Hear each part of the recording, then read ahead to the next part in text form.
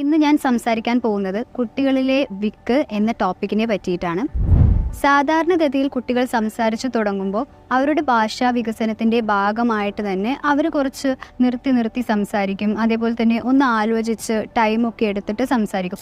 പക്ഷെ ഒരു 4 വയസ്സിന് ശേഷവും അവരുടെ സംസാരത്തിൽ ഒരു നോർമൽ രീതിയിലേക്ക് അവരുടെ സംസാരം എത്തിയിട്ടില്ലെങ്കിൽ നമ്മളൊന്ന് ശ്രദ്ധിക്കേണ്ടതുണ്ട്. നമ്മളുടെ ഒരു നോർമൽ സംസാര രീതിയിലുണ്ടാവുന്ന ഫ്ലുവൻസിയിൽ എന്തെങ്കിലും ഡിസ്റ്റർബൻസസ് വരുന്നത്, അതായത് ഡിസ്ഫ്ലുവൻ്റ് ആയിട്ട് സംസാരിക്കുന്നതിനെയാണ് വിക്ക് എന്ന് പറയുന്നത്.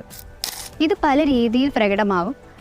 ചിലപ്പോൾ റെപ്പിറ്റേഷൻസ് ആയിട്ട് കാണാം, അതായത് സൗണ്ട്സ് അല്ലെങ്കിൽ വേർഡ്സ് അല്ലെങ്കിൽ ഫ്രേസസ് റിപ്പീറ്റ് ചെയ്യുന്നത് ഉണ്ടാവാം. അതേപോലെ തന്നെ പ്രൊലോങ്ങേഷൻസ് ഉണ്ടാവും സംസാരിക്കുമ്പോൾ. അതുപോലെ തന്നെ സംസാരത്തിൻ്റെ ഇടയിൽ പോസസ് വരുന്നത്, പിന്നെ ബ്ലോക്സ് വരുന്നത്, ചിലപ്പോൾ സംസാരിക്കുമ്പോൾ പറഞ്ഞുള്ള സൗണ്ട്സൊക്കെ ഉണ്ടാക്കുന്നത് ഇതിൻ്റെ പലതരത്തിലുള്ള